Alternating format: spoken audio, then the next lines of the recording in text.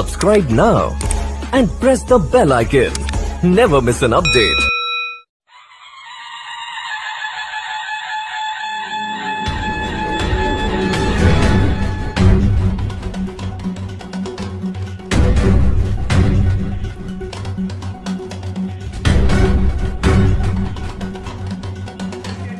आपल्याला हडपसरपासून करायची आहे। पुढचे 3 दिवस माझी प्रत्येक बहीण, माझा प्रत्येक भाऊ हा घराघरात जाईल, वाडीत जाईल, वस्तीत जाईल, प्रत्येक झोपडीत जाईल आणि घड्याळ सांगेल। घड्याळ का सांगायचंय? कारण बाकीचे लोक आम्हाला काही म्हणत, तुमच्या आमदाराचा जाहीरनामा वाचा। तुमच्या आमदाराच्या जाहीरनाम्यामध्ये एक वचन दिलंय, जे वचन महाराष्ट्रामध्ये 1000-1500 लोक उभी असतील, त्यातल्या कुणीच दिलं नाही। मी वचन दिलंय की मुंबई गोवा जो महामार्ग आहे तो महामार्ग कोकणातून जातो आणि कोकणामध्ये महाड आहे, ज्या महाडच्या तळ्याचा सत्याग्रह बाबासाहेब आंबेडकरांनी केला होता।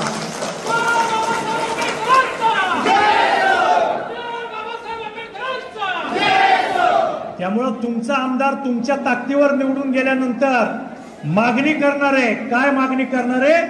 की मुंबई गोवा एक्सप्रेसवेला विश्वरत्न डॉक्टर बाबासाहेब आंबेडकर परिवर्तन महामार्ग हे नाव द्यावं, याची मागणी हडपसरचा हा पठ्ठ्या त्या ठिकाणी करणार आहे आणि ते आपण आपल्या जाहीरनाम्यात लिहिलंय। नुसतं बोलत नाहीये, नुसतं बोलत नाहीये, नुसतं बोलत नाहीये, तर जाहीरनाम्यात लिहून दिलेलं आहे। त्याच्यामुळं पहिलं जे अधिवेशन होईल त्यावेळी मुख्यमंत्र्यांना तुमचं आमदार पत्र देणार आहे की हा महामार्ग बनवावा आणि ह्या महामार्गाला डॉक्टर बाबासाहेब आंबेडकरांचं नाव द्यावं। आता मला सांगा, जर महाराष्ट्रात 288 आमदार निवडून येणार आहे, सगळ्यांनाच असं वाटतं की आंबेडकर पाहिजे। नुकतीच विधानसभेची इलेक्शन पार पडली, नामदार अजितदादा यांच्या पक्षाला भरघोस असे यश मिळाले। तुम्ही राज्य प्रवक्ते म्हणून काम करताय। लोकसभेच्या वेळेस देखील सुनेत्राताईंसाठी तुम्ही खूप परिश्रम घेतले होते, या संदर्भातला काय अनुभव सांगाल का? नमस्कार, मी राष्ट्रवादी काँग्रेस पार्टीचा प्रदेश उपाध्यक्ष आणि प्रदेश प्रवक्ता।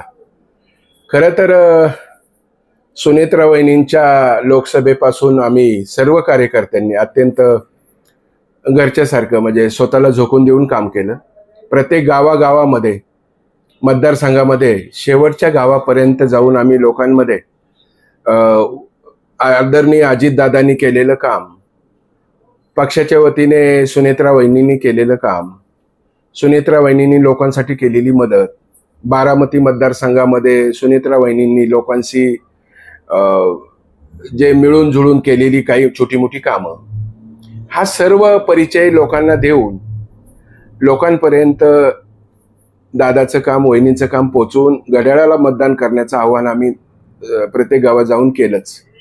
परंतु येत्या विधानसभेमध्ये देखील आम्ही पक्षाचे आणि महायुतीचा धर्म सांभाळून, महायुतीचा धर्म पाळून आम्ही सर्व उमेदवारांना जास्तीत जास्त मतांनी कसं निवडून आणता येईल या विषय मनामध्ये घेऊन आम्ही काम केलं। मग ते बोरवेलला मुळशी असेल, शंकरराव मांडेकर असतील, त्यांचं काम आम्ही चांगल्या पद्धतीने केलं। बारामतीमध्ये आदरणीय दादांसाठी आम्ही काम केलंच, सुनील शेळकेंसाठी काम केलं। शिरूर मतदारसंघामध्ये कटके आहेत, त्यांचं काम आम्ही केलं। इंदापूर मतदारसंघामध्ये भरणे मामा आहेत, त्यांचं काम केलं। इथं वडगाव शहरी मतदारसंघामध्ये सुनील टिंगरे आहेत, त्यांच्यासाठी काम केलं।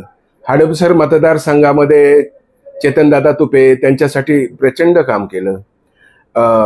पर्वती मतदारसंघामध्ये माधुरी मिसाळ आहेत, भाजपच्या आहेत, पण महायुतीचा धर्म सांभाळून पाळून आम्ही जसे काही आमचेच उमेदवार पक्षाचे आहेत अशा पद्धतीने माधुरी मिसाळांचं देखील काम केलं।